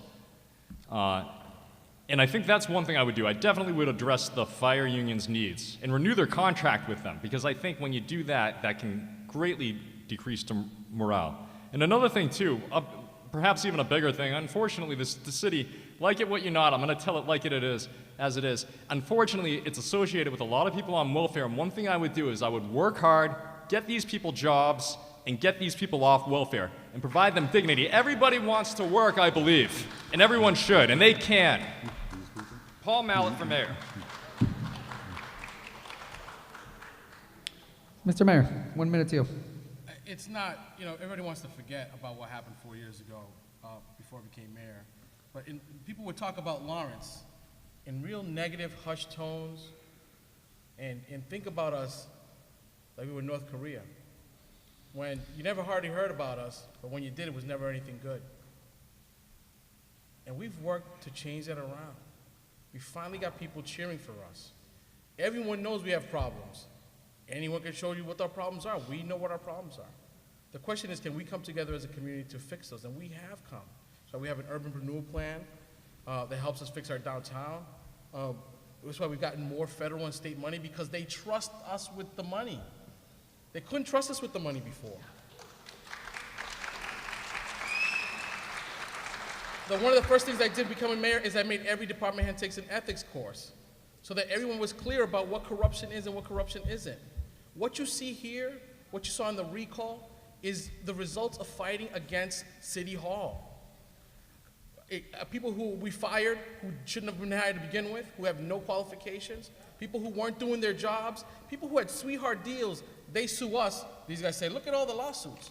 The reality is, what you see before you is like another example of what you do when you fight City Hall. And we've been fighting City Hall from the inside for 4 years, and that's why we have so many people against us. 8 people against us? That's a minute, Mr. Mayor. Thank you.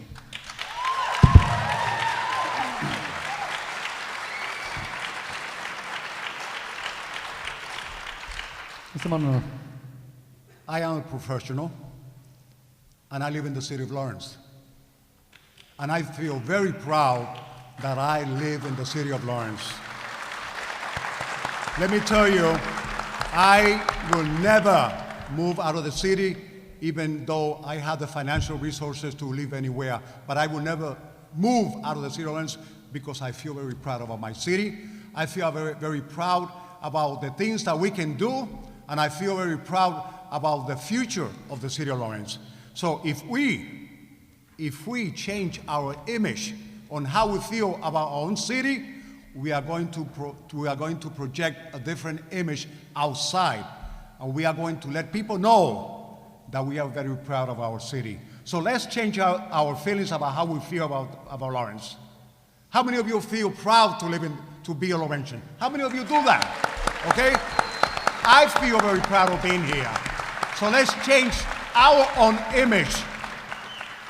And that way we will start changing the image outside on how people feel about us.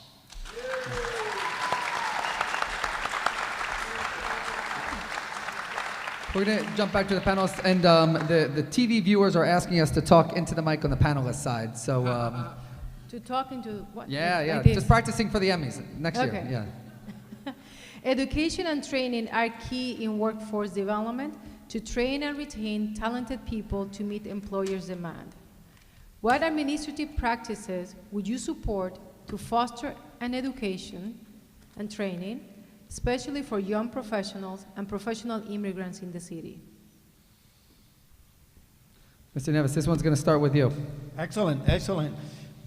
First of all, not only I am, and I have said, I have been teaching all my life, but do recognize that we will always be the same person except for the people we meet and the books that we read. And I read and study constantly.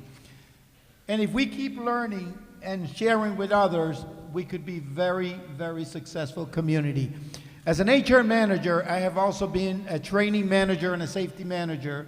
So I do know the eclectic needs of organizations and communities, and I would definitely be an advocate of working together, getting more training, getting more education. I'm proud again of the institutions that are doing it, that are participating, and I challenge this community, and we go one-to-one and telling you, prosper, get educated, and do better for yourself and your family.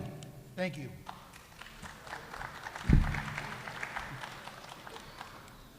Well, I think with Amazon actually, considering bids in the state, I think that's something we need to take seriously, and I think we need to make sure that we have the necessary skills for that company.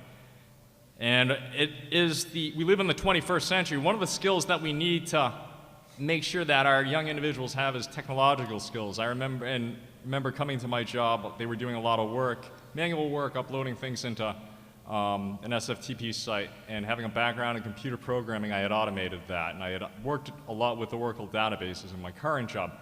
This is the 21st century. Businesses are looking for people that are technologically savvy. We can get our youth to be technologically savvy, push more training in that area. We're gonna build jobs. Paul Mallet for mayor. So immediately becoming mayor, we did a brown bag on ESOL for adults. So currently we have English as a second language, more seats today for people who come to our community at whatever age, and they can learn English and get into the job market. Today there's more of those seats than there were before I became mayor. We focus on that every year. As part of the CDBG money, we give funds to community organizations to do that work. We also have to have more opportunities for education. So like I said, we talked about before, Regis is doing an extension so you can get your bachelor's degree here as well.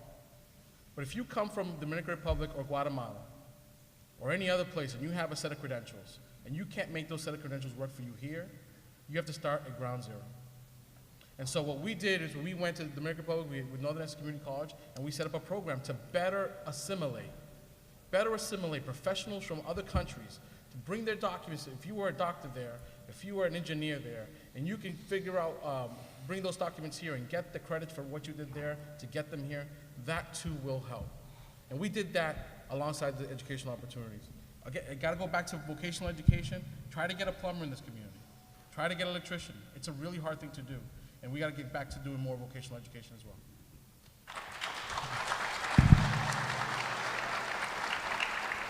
Mr. Maldonado. I don't want anybody to be fooled by the thinking or the idea that we don't have educated people in the city of Lawrence. We have a lot of professionals in the city of Lawrence. We do have a lot of professionals. We have architects, we have engineers, we have doctors. What we need to do is to create an atmosphere that is reasonable for them to stay. But again, as I mentioned before, we have the buildings, we have the educational system that we can provide additional education to those who have limited options. So we need to start new programs to educate our people. And we need to start using those individuals who have come from other countries who are already professionals in our city. We need to change the way we do things in the city and provide a better atmosphere for our professionals.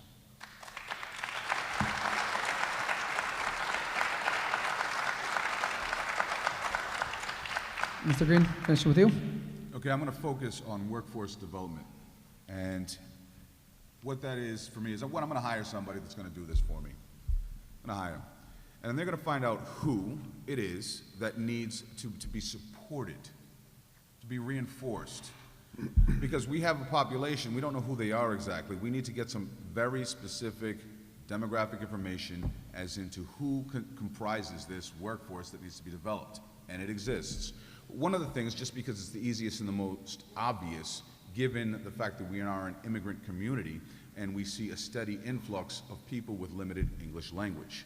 Now, you may get tired of me harping on this. Yo hablo los dos idiomas. So I speak on authority with this. You have greater opportunity for anything and everything when you speak English. Language of business, language of money in this country. So what we need to do is we need to overcome that to maximize the earning potential of a workforce and then continue to develop them. Not reach, okay, now you're promoted to fries, stay there. No, negative. Work on buying your own franchise.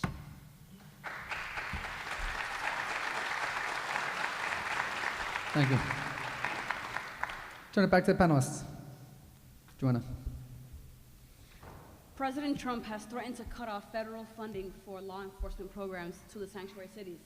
Lawrence is one of a handful of municipalities nationwide that are suing to block Trump from cutting off the funding. Do you support maintaining Lawrence's status as a sanctuary city? Mr. Mallett, this one starts with you. I don't support Lawrence as being a sanctuary city, and by doing so, I would ensure that federal funding would stay in this city.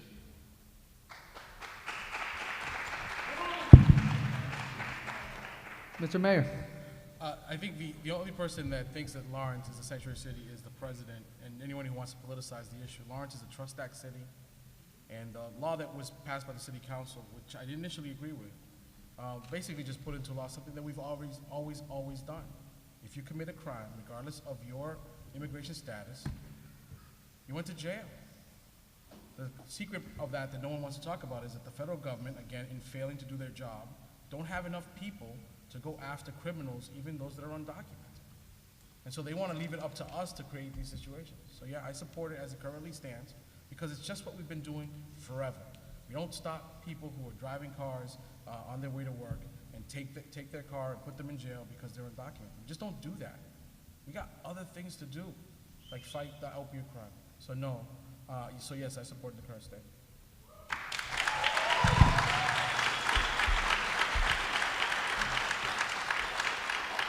Mr. Maldonado. As it was mentioned, we want to make sure that people understand that we are not a sanctuary city. We approved the Trust Act, which I was one of the leaders in doing that. But let me say that I don't know how many of you heard yesterday that the Superior Court ruled that the federal government cannot take money, federal money away.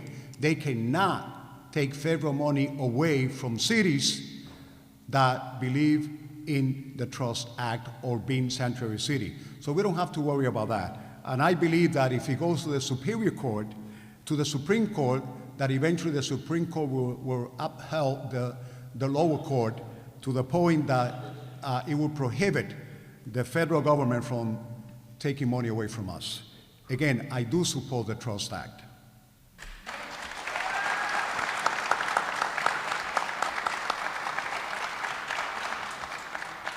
Mr. Green. William Green does not support the Trust Act or Sanctuary City or anything that resembles that. I think it's absolutely absurd. But here's the thing, right? The Trust Act is supposed to protect people that are doing the right thing. And while it may, all that it really does is it sends out a false message that a criminal element will be harbored.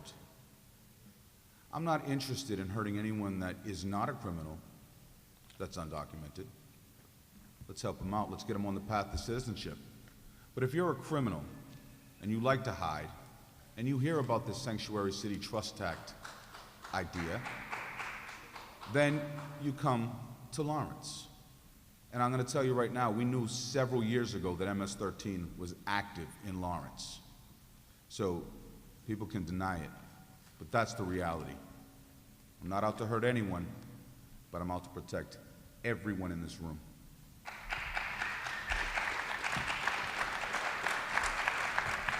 Mr. Nieves. You know, if the sign says 35 miles per hour and you go at 36 or 37, did you violate the law? Well, obviously, we're not in favor of criminals. And obviously, we need to clean the city from a bad element. However, the Trust Act is something that could do some protection, but we have to be careful how much we do as far as protecting those that are undesirable, that are not good to have in the community. However, we have a bigger problem, which is what the courts are doing. And as we said before, it doesn't matter if it's panhandling, if it is dealing with the illegal immigrants, or any other issue that we have. The courts have to work with the communities, and unfortunately, that's beyond the 60 minutes that 60 seconds that I have to address that issue. We definitely need to pull together, respect each other, and do whatever the law allows, recognizing that the courts are protecting Trust Act right now. Thank you. Thank you. Okay, this is the last community question, and then we're going to turn it back one more from the panel. There's opportunity to promote Lawrence based on its proximity between 93 and 495.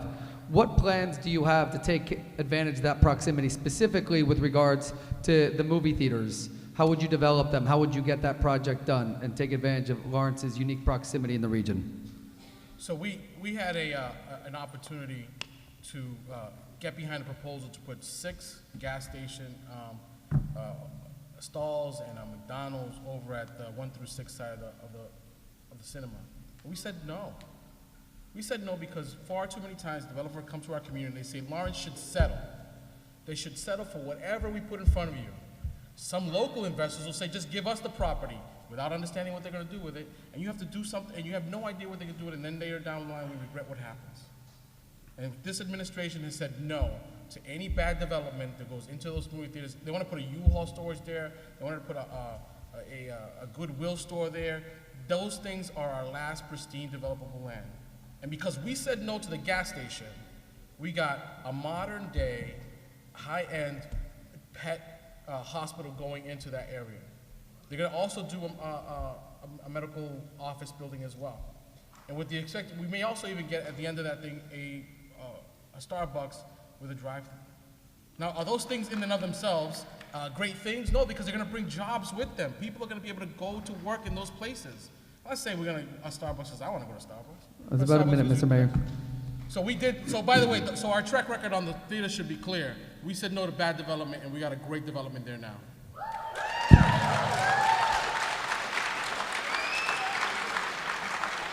Mr. Maldonado. In the last 4 years, we lost 5 good companies and we lost hundreds of jobs. What are we doing to reinforce those companies that are here? What are we doing to make sure that they don't leave our city?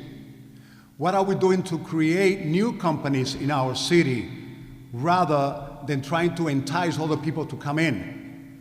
We have the resources, we have the ideas from people that wants to create new companies in the city. So what do we need to do? Number one, we need to stop the exodus of the companies that we already have. We need to offer them incentives, like we offer incentives to those new companies that we want them to come in. But more than that, we need to create a department that is going to entice people to create new companies here locally and help them to not only to incorporate, but also to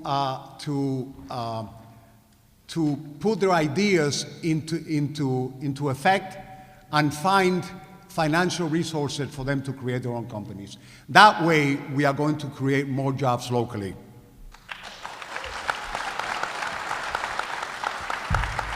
Would you, Mr. Green, 1 minute too. yes, would you mind repeating, just pick up from geographic location? Absolutely. What plans do you have to take advantage of Lawrence's unique geographic location, specifically with regards to developing the movie theaters? Okay, specifically with regards to developing the movie theaters, first, the geographic location is something that I've been thinking about for years. Everyone's here because of it. So, for the theaters, well, first, geographic location, this is a clue on how I'm going to get a police department. Okay? FEMA, MEMA, Homeland Security, where's the federal government spending its money? That's what's going to help us. Our geographic location and our just super ability to respond in time to a disaster or a potential disaster. We're going to sell Lawrence and that idea. But for the movie theater specifically, we need a mid-size entertainment venue, not a club. I want some place where local artists can come and put on a show. Something that's not going to sell out and people aren't going to, a 5,000 seat venue in Boston. How about a nice little cozy 2,500 seat spot that's not necessarily tied up in bureaucracy and government like this is a great facility, but how about something else that's private, it's going to turn a profit and be taxed?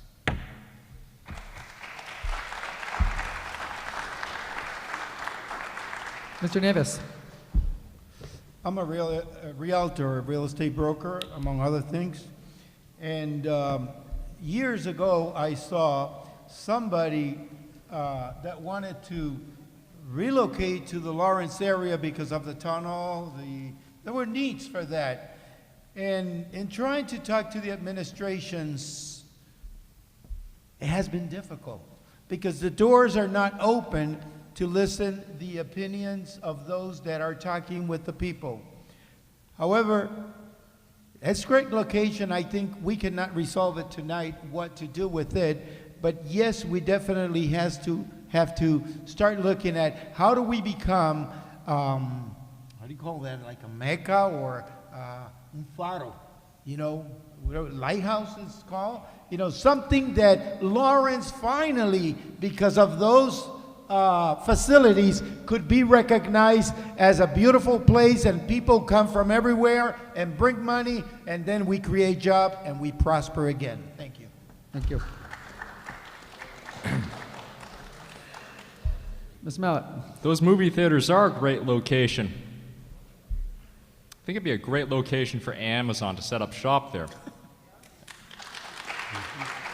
That's what I'd do. I'd push for Amazon in that location. That's what I would do as mayor and get more jobs back in the city. Paul Mallett for mayor. Okay, we're going to turn this one back over to Keith to round us out. This is the last question. Starts What is the last book you read? Starts with Mr. Maldonado. Last book that you read. I'm sorry, what was it? What was the last book that you read? What was the last what? Book that you read. El libro. The last book that I read,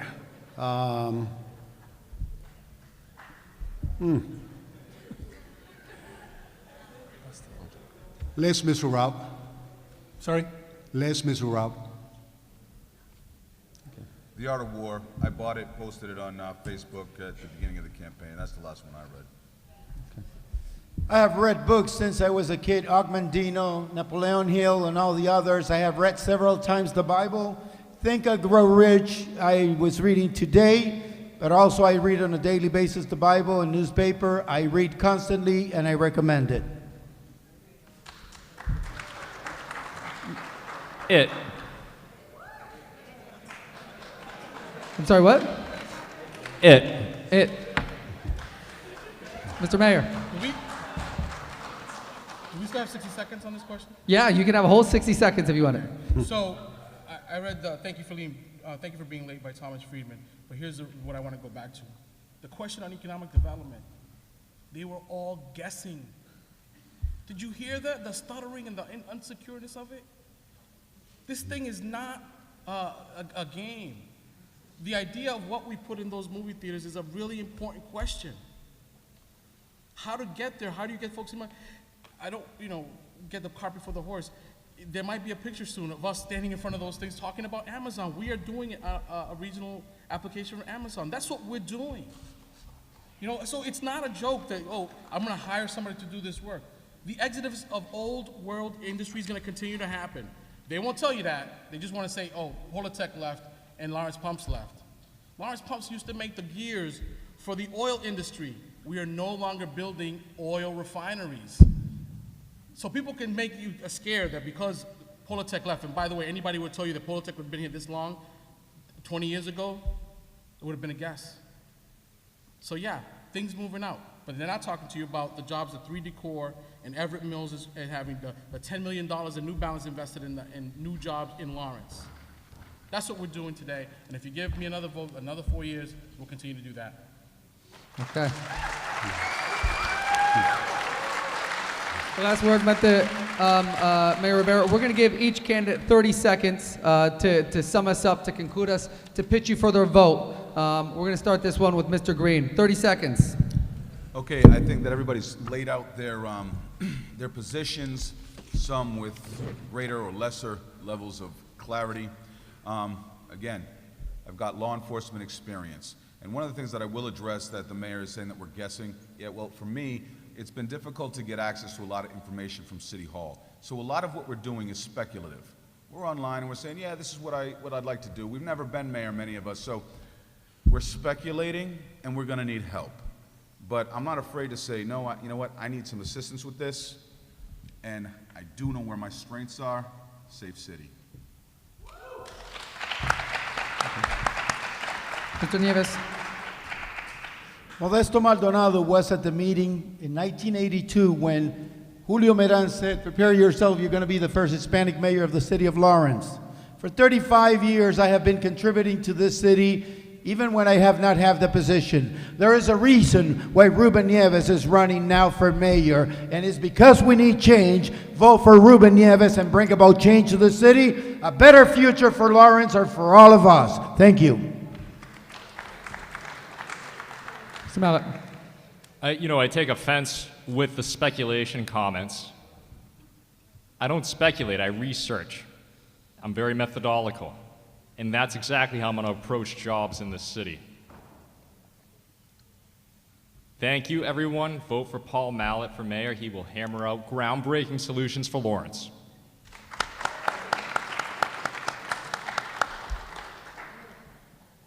Mr. Mayor. 4 years ago, we started a campaign to change the city of Lawrence, and we've spent 4 years rebuilding our public safety departments and going after people who weren't working in City Hall, bad police officers, you name it, sweetheart deals. And this is the fruit of that effort. People have come out against us to run for mayor because they want to go back to the old days where it didn't matter if you were qualified, it didn't matter if you did your job as a police officer. It didn't matter because no one held you accountable. So for 4 years, we've held people accountable. We've played by the rules, and guess what that has yielded? It has yielded lawsuits and fights against us because they don't want Lawrence to change. They don't want Lawrence to change. And we have to change if we want a better Lawrence for our city and our families. And that's what I want. And if you could vote for Dan Rivera on September 26th, we will have make Lawrence better.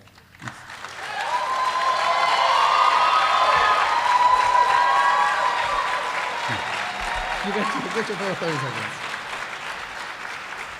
Mr. Maldonado, wrap Most us up. of you already know my qualifications, but I want to point out something. 4 years ago, the mayor gave himself another title, CEO. That means that you and I are stockholders. So on September 26th, you and I are going to hold a meeting as stockholders. We have to make the one and only decision. We have to fire our CEO.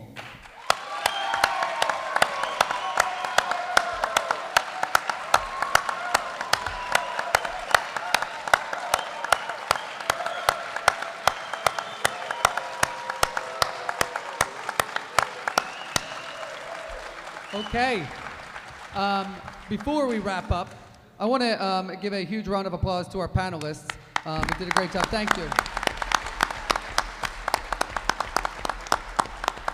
I want to thank the sponsors tonight, Northern Essex, Eagle Tribune, Lawrence Partnership, all working in collaboration to make sure this information is available to y'all as you're making your decisions on the 26th.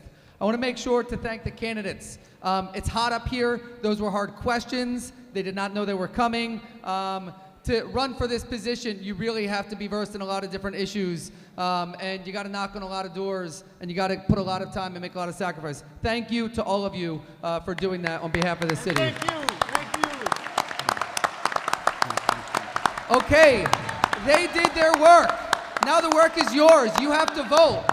You have to vote. You have to get your friends to vote. You have to get your families to vote. We need to get people to the polls September 26th. Keep doing your homework. Have a great night. Thanks.